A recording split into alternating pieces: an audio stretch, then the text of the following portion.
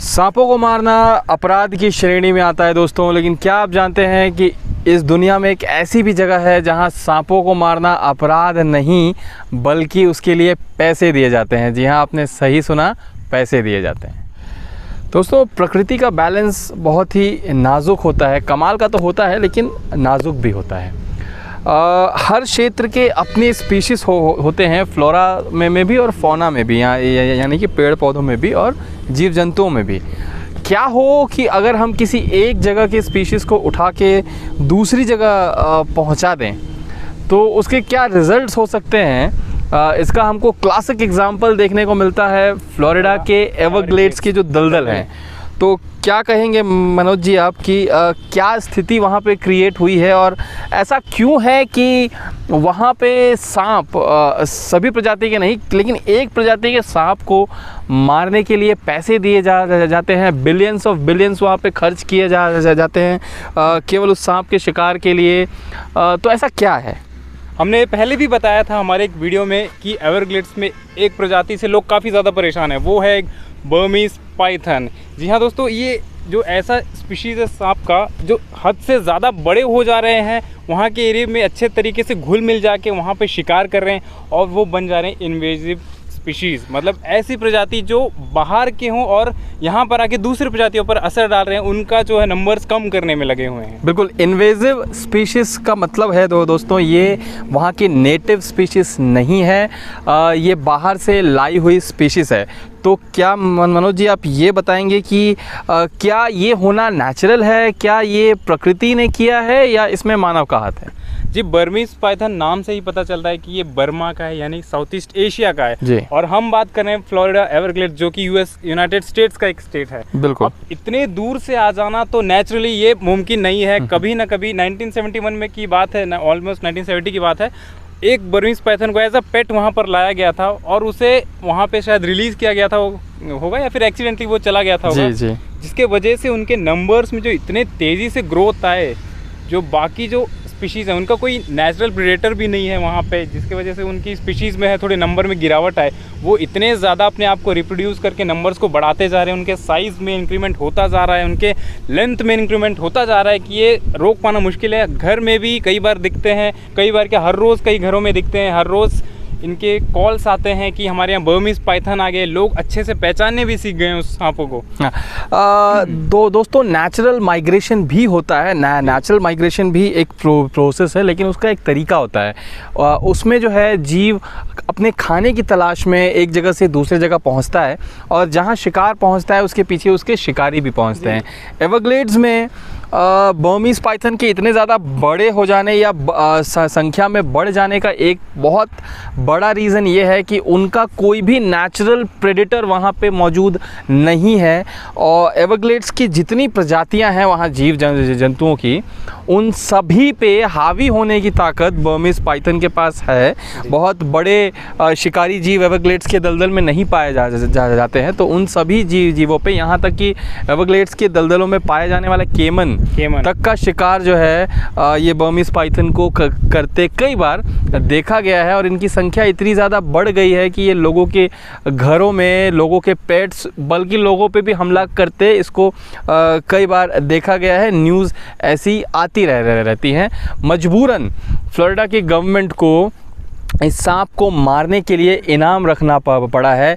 कारण ये है कि वहाँ के लोगों को भी ये बहुत ज़्यादा परेशान कर रहा है, लेकिन उससे ज़्यादा बड़ी प्रॉब्लम ये है कि वहाँ के एनवायरनमेंट को ये कम्प्लीटली तबाह कर रहा है। वहाँ की जो स्पीशीज़ है, लोकल स्पीशीज़ है, जिनका एनवायरनमेंट में बहुत बड़ा रोल है, उनको ये अपना शिकार बना ले रहा है और बहुत ज़्यादा मात्रा में शिकार बना ले रहा है और नेचुरल प्रेडेटर के ना होने से इसका शिकार वहाँ पर नहीं हो रहा है, जिस कारण इंसानों को इसका शिकार करना पड़ रहा है। हाल ही की एक खबर है मनोज जी जो बताती है, नेट जियो की ये प्रेस रिलीज़ है जिसमें बताया गया है कि एवरग्लेड्स के दलदलों से एक विशाल बर्मीज पाइथन को पकड़ा गया है, फीमेल बर्मीज पाइथन को, जिसका वज़न तकरीबन 215 पाउंड बताया गया है और उसके पेट में तकरीबन 100 अंडे पाए गए हैं। हालांकि सांप को तो यूथनाइज कर दिया गया है, मींस उसको मार दिया गया है। और मैं आपको फिर बता दूं कि ये हर जीव या हर सांप पे एप्लीकेबल नहीं है, ये केवल एवरग्लेड्स के दलदलों में केवल बर्मीज पाइथन पे ही लगाया जा रहा है, क्योंकि ये वहाँ के लोकल स्पीशीज़ को ख़त्म कर रहा है। तो ये इतना विशाल आकार का जो ये सांप वहाँ पाया गया था, ये फीमेल सांप वहाँ पे पाई गई थी। तो ऐसे ही और भी बहुत सारे सांप वहाँ पे होंगे, बहुत सारे बर्मीज पाइथन वहाँ पे होंगे और नेचुरल प्रेडेटर के ना होने पे ज़्यादातर जो हैचलिंग्स हैं उनके बचने की संभावना बनी रहती होगी, जिस कारण से उनकी आबादी इतनी तेज़ी से और इतने व्यापक रूप से फैल रही है। जी, अब तक का सबसे बड़ा 18 फुट लंबा बर्मीज पाइथन फीमेल जो पकड़ा गया अभी हाल ही में, इसे एक्चुअली दिसंबर में कैप्चर किया गया था, लेकिन नेटजू के प्रेस रिलीज के अकॉर्डिंग हमें जून के लास्ट में ये न्यूज़ पता चला। ये तो सिर्फ एक फीमेल की बात हो गई जिसके पेट में टू बी प्रिसाइजली 122 एग्स थे, इतने ज़्यादा एग्स थे। तो एक ऐसे ही फीमेल नहीं, वहाँ पे लगभग लाखों से ज़्यादा बर्मीज पाइथन है और वो एक ऐसा जगह है एवरग्लेड्स जहाँ पे दलदलें हैं, वहाँ पे छुपने के लिए इतना आसान हो जाता है उन सांपों को अपने हैवी शरीर को संभालने के लिए। प्रॉपर तरीके से दलदल है, वेटलैंड्स है, प्रॉपर बड़े बड़े वाटर लिलीज हैं जिसके नीचे वो हाइड आउट कर सकते हैं। प्रे भी उनके, वाइट टेल डियर भी है वहाँ पे, सबको। तो ये फ्लोरिडा गवर्नमेंट जो है तकरीबन $16 बिलियन का एक प्रोजेक्ट लॉन्च करने वाली है, जिसके तहत बर्मीज पाइथन को कम्प्लीटली रिमूव करने का ये इनका प्लान है, ताकि वहाँ के एनवायरनमेंट को बचाया जा सके।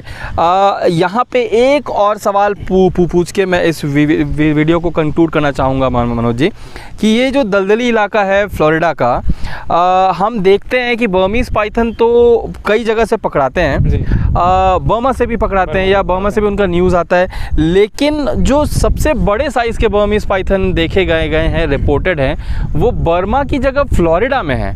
तो क्या ये सांप बर्मा जो उनका नेटिव लैंड है वहाँ से ज़्यादा बेटर तरीके से फ्लोरिडा को अडेप्ट कर चुके हैं, ऐसा कुछ है, या आपको क्या लगता है इसके पीछे क्या रीज़न हो सकता है? कोई भी एक ऐसा स्पीशीज़ जहाँ पे उनके नेचुरल प्रेडेटर्स ना हो, उन्हें किसी का खतरा ना हो, उन्हें अनलिमिटेड स्पेस मिले अपने रहने के लिए, उनके ग्रोथ के लिए, और हाइड आउट अच्छे से मिले, प्लस उनके फूड में कोई कमी ना हो। इस वजह से कोई भी स्पीशीज़ जो है अपने हद तक चली जाती है कि वो ग्रो करता ही रहे। और ऑलरेडी स्नैक्स सभी जानते हैं कि वो जब तक लास्ट स्टेज नहीं आ जाता उनके मरने का, तब तक उनका ग्रोथ बढ़ता ही रहता है। तो ये कुछ रीजंस है जिसकी वजह से बर्मा के कंपैरिजन में जो एवरग्लेड्स के जो बर्मीज पाइथन है वो ग्रो करते ही जा रहे हैं, और बर्मा में लिमिटेड स्पेस, लिमिटेड शिकार और उनके नेचुरल प्रेडेटर होने की वजह से उनका जो साइज़ है वो कहीं ना कहीं लिमिटेड हो गया है। तो दोस्तों, जैसा कि आपने सुना अभी कि वहाँ पे उनका कोई नेचुरल प्रेडेटर नहीं है, उनको खाना अनलिमिटेड वहाँ पे प्राप्त हो रहा है, छुपने के लिए बहुत सारी जगहें हैं। ये सब परफेक्ट स्थितियाँ होती हैं किसी भी जीव को फलने फूलने के लिए। मैं एक लाइन के साथ आपको यहाँ पे छोड़े जाना चाहता हूँ। कुछ ऐसा ही हाल एक और स्पीशीज़ का है जो अभी इस धरती को डोमिनेट कर रहा है, और वो है इंसान। सोच के ज़रूर कमेंट कीजिएगा कि हम में और बर्मीज पाइथन में कितना अंतर है। आज के लिए इतना ही। जय हिंद, जय भारत।